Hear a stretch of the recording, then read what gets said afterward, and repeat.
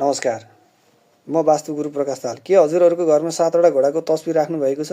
यदि राख्नु भएको छैन भने आज नै गएर हजुरहरूले 7वटा घोडाको प्रतीक भएको तस्बिर ल्याएर राख्न सक्नुहुनेछ। 7वटा घोडाको प्रतीक भनेको हजुरहरूको सूर्यको प्रकाशको किरण जसरी अगाडि बढिरहन्छ, त्यसै गरी 7वटा घोडाको प्रतीकले पनि मान्छेको जीवनमा अगाडि बढिरहने प्रोत्साहन र हौसला ऊर्जावान तरिकाले आफ्नो जीवनमा आइपर्ने समस्याहरूको समाधान गर्नको लागि हौसला प्रदान गर्नको लागि पनि प्रयोग गरिन्छ। जस घोडाको प्रतीक भनेको एकदम राम्रो रहेको हुन्छ र 7वटा घोडाको तस्बिर हजुरहरूले आफ्नो घरको वास्तु मैत्रीपूर्ण तरिकाले वास्तुको डिरेक्सन अथवा एङ्गलहरू मिलाएर राख्ने गर्नुपर्दछ, जसको लागि हामीले हजुरहरूको घर भिजिटै गर्नुपर्ने हुने भएको कारणले गर्दाखेरि वास्तु मिलाउनको लागि हजुरहरू समक्ष कुनै पनि किसिमको समस्याका समाधानहरू को खोजीमा रहनु भएको छ भने पनि समस्या दिएर हजुरहरूको वास्तु मैत्रीपूर्ण तरिकाले 7वटा घोडाको प्रतीकलाई हामीले सही ठाउँ र सही डिरेक्सनमा राखेर हजुरहरूको घरलाई ऊर्जावान तरिकाले अगाडि बढाउन सकिन्छ भन्ने जानकारी गराउँदै